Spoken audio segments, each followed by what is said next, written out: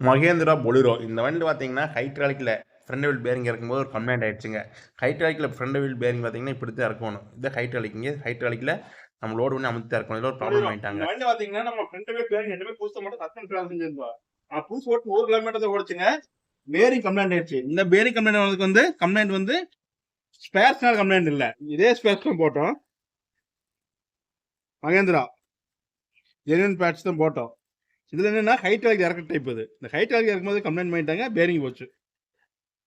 இந்த மாதிரி கம்ப்ளைண்ட் பண்ணாங்கன்னா ஹைட்ராலிக் லேத்துல இந்த மாதிரி கம்ப்ளைண்ட் பண்ணா மெக்கானிக் 2 டைம் 3 டைம் கழட்டி மாட்டோனுங்க.